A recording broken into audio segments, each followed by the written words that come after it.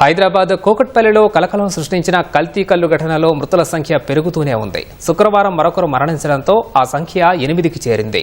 వాంతులు విరేచనాలతో అస్వస్థతకు గురైన మరో 6గురిని గాంధీకి, ఒకరిని నిమ్స్ ఆసుపత్రికి తరలించి చికిత్స అందిస్తున్నారు. ఆసుపత్రుల్లో చికిత్స పొందుతున్న వారి సంఖ్య 51 నుంచి 57కు పెరిగింది. ఈ ఘటనపై కూకట్పల్లి, కేపీహెచ్పీ, బాలానగర్ ఎక్సైజ్ స్టేషన్లలో ఇప్పటి వరకు 11 కేసులు నమోదయ్యాయి.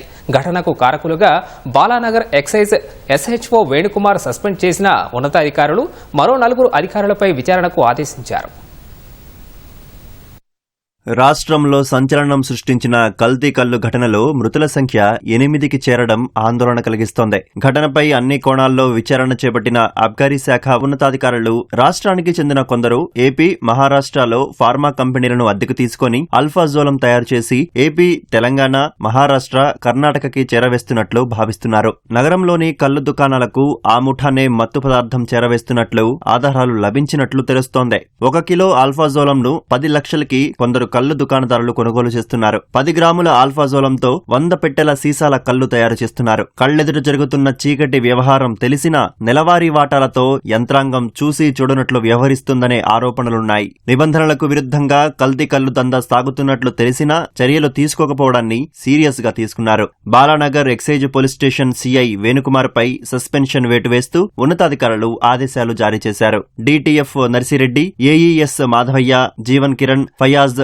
తదితరుల ప్రమేయంపై విచారణకు ఆదేశించారు. ఆ నివేదిక ఆధారంగా మరికొందరిపై శాఖాపర చర్యలు తీసుకునే అవకాశం ఉందని తెలుస్తోంది. ఈ కేసులో ఇప్పటికే 6 నిందితులను అరెస్టు చేశారు. మరికొందరిని పట్టుకునేందుకు ప్రత్యేక బృందాలను రంగంలోకి దింపారు.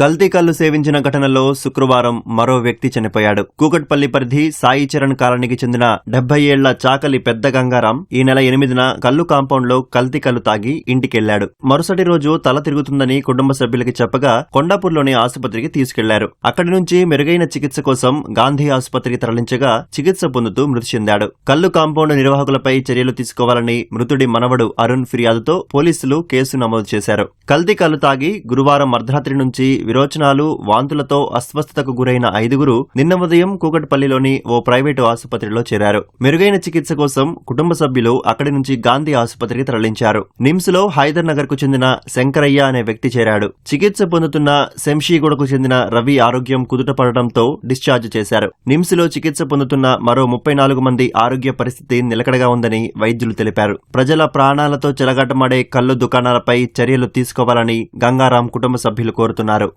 యాక్చువల్గా కళ్ళు తాగింది మంగళవారం మధ్యాహ్నం. అండ్ మంగళవారం డే అంతా కొంచెం యావరేజ్గానే, అంటే నార్మల్గానే ఉన్నాడు. Local hospital తీసుకెళ్ళినాం.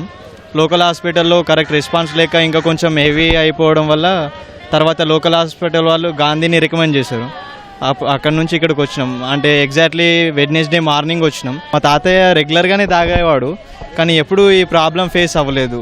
For the first time and ఇదే లాస్ట్ టైం. అలాంటిది మర్చిపోవడం, గతంని గిన అలా 1 డే గిన తాగుకుంటే అందువల్ల మేము బి ఏమనుకుంటుంది. నార్మల్గానే వెళ్ళి తాగేసి వచ్చేవాళ్ళు కాబట్టి మేము బి ఏం లైట్ తీసుకున్నాం కదా. దాన్ని పూర్తిగా మానేసిన పిచ్చోళ్ళు అయిపోతారు. ఇప్పుడు జనాలు బానిస అయిపోయారు కాబట్టి దీనివల్ల ఏమైనా క్రిటికల్గా వాళ్ళే ఆలోచించేదైనా చర్యలు తీసుకునాలని కోరుతున్నాం. కల్తీ కల్లు బాధితుల ఆరోగ్య పరిస్థితిపై మంత్రి దామోదర రాజనరసింహ ఆరా తీశారు. నిమ్స్, గాంధీ వైద్యులు ఆరోగ్య శాఖ అధికారులతో ఫోన్లో మాట్లాడారు. కల్తీ కల్లు బాధితుల ఆరోగ్య పరిస్థితిని వైద్యులు మంత్రికి వివరించారు. కల్తీ కల్లుకు బలైన స్వరూప కుటుంబ సభ్యులను కూకట్పల్లి ఎమ్మెల్యే మాధవరం కృష్ణారావు పరామర్శించారు. కాంగ్రెస్ నేతలే కల్లు కాంపౌండ్స్ ను నడిపిస్తూ ఉండటంతో వాటిపై ప్రభుత్వం చర్యలు తీసుకోవడం లేదని ఆరోపించారు. కల్తీ కల్లు ఘటనపై చర్యలు తీసుకోవాలంటూ నాంపల్లిలోని అబ్కారీ శాఖ కమిషనర్ కార్యాలయం ముందు సిపిఎం నిరసన చేపట్టింది.